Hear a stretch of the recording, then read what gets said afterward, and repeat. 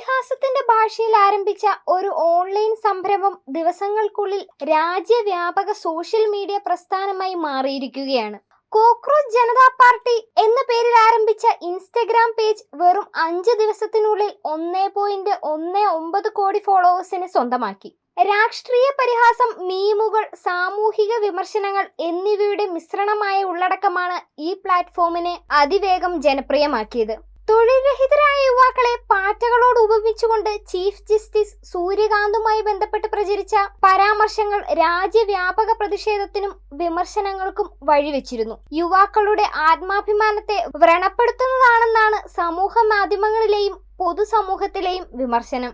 ഈ വിവാദത്തിന് പിന്നാലെയാണ് അഭിജിത്ത് ദീപ്കെ കോക്രോച്ച് ജനതാ പാർട്ടി എന്ന ആശയവുമായി രംഗത്തെത്തിയത്. പാറ്റകൾ എന്ന പ്രയോഗത്തെ തന്നെ ആക്ഷേപഹാസ്യത്തിന്റെ രൂപത്തിൽ തിരിച്ചുപിടിച്ചുകൊണ്ടാണ് ഈ ഓൺലൈൻ ക്യാമ്പയിൻ രൂപം കൊണ്ടത്. ചുരുങ്ങിയ സമയത്തിനുള്ളിൽ തന്നെ ലക്ഷക്കണക്കിന് ആളുകൾ പേജിനെ പിന്തുടരുകയും മീമുകളിലൂടെയും പോസ്റ്റുകളിലൂടെയും വ്യാപകമായ ചർച്ചകൾക്ക് വഴിവെക്കുകയും ചെയ്തു. സോഷ്യൽ മീഡിയയിൽ പരിഹാസവും പ്രതിഷേധവും ഒന്നിച്ചു ചേർന്ന ഈ നീക്കം യുവജനങ്ങളുടെ വികാരങ്ങളെയും തൊഴിലില്ലായ്മയായി ബന്ധപ്പെട്ട ആശങ്കകളെയും ഡിജിറ്റൽ പ്ലാറ്റ്ഫോമുകളിൽ എത്ര വേഗത്തിൽ വലിയ ജനപിന്തുണ നേടുന്നുവെന്നതിന്റെ പുതിയ ഉദാഹരണമായാണ് വിലയിരുത്തപ്പെടുന്നത്.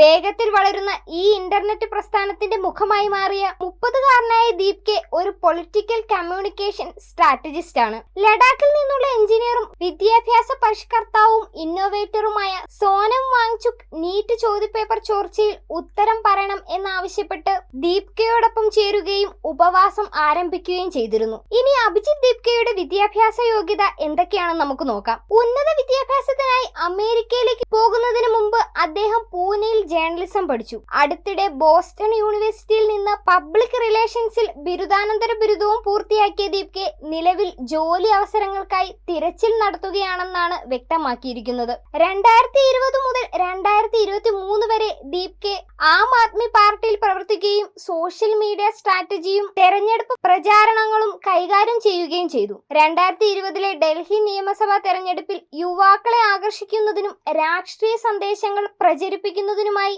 മീമുകൾ അടിസ്ഥാനമാക്കിയുള്ള ഡിജിറ്റൽ പ്രചാരണങ്ങളിൽ അദ്ദേഹം പങ്കാളിയായിരുന്നു. തങ്ങളുടെ വെബ്സൈറ്റിൽ CJP സ്വയം വിശേഷിപ്പിക്കുന്നത് മടിയന്മാരുടെയും തൊഴിൽരഹിതരായ യുവാക്കളുടെയും ശബ്ദമെന്നാണ്. ഏതാനും ദിവസങ്ങൾക്കുള്ളിൽ തന്നെ ഈ പ്രസ്ഥാനം വലിയ രീതിയിൽ ഓൺലൈനിൽ ശ്രദ്ധ നേടി. മീമുകളിലൂടെയും റീലുകളിലൂടെയും രാഷ്ട്രീയ പരിഹാസങ്ങളിലൂടെയും ഇൻസ്റ്റഗ്രാമിലും എക്സിലും വലിയ ഫോളോവേഴ്സിനെ സൃഷ്ടിച്ച പ്ലാറ്റ്ഫോമിന് 1,00,000-ലധികം രജിസ്ട്രേഷനുകൾ ലഭിക്കുകയും സ്വന്തമായി വെബ്സൈറ്റും ആന്തവും പുറത്തിറക്കുകയും ചെയ്തു. തിങ്കളാഴ്ച നീറ്റ് പരീക്ഷയിലെ ക്രമക്കേട് ആരോപണങ്ങളിലും വിദ്യാഭ്യാസ സമ്പ്രദായത്തിലെ സമഗ്രമായ പരിഷ്കാരങ്ങളിലും കേന്ദ്ര വിദ്യാഭ്യാസ മന്ത്രി ധർമ്മേന്ദ്ര പ്രധാന്റെ രാജി ആവശ്യപ്പെട്ട് CJP പ്രവർത്തകർ ജന്തർ മന്ദറിൽ തടിച്ചുകൂടുകയും പാർലമെന്റിലേക്ക് മാർച്ച് നടത്തുകയും ചെയ്തു. 48 മണിക്കൂറായി നിരാഹാര സമരത്തിലായിരുന്ന അഭിജിത്ത് ദീപ്കെ തങ്ങളുടെ ആവശ്യങ്ങളടങ്ങിയ നിവേദനം കേന്ദ്രമന്ത്രി JP നദ്ദയ്ക്ക് സമർപ്പിച്ചതിനെ തുടർന്ന് ജൂലൈ 20 സമരം അവസാനിപ്പിച്ചിരുന്നു.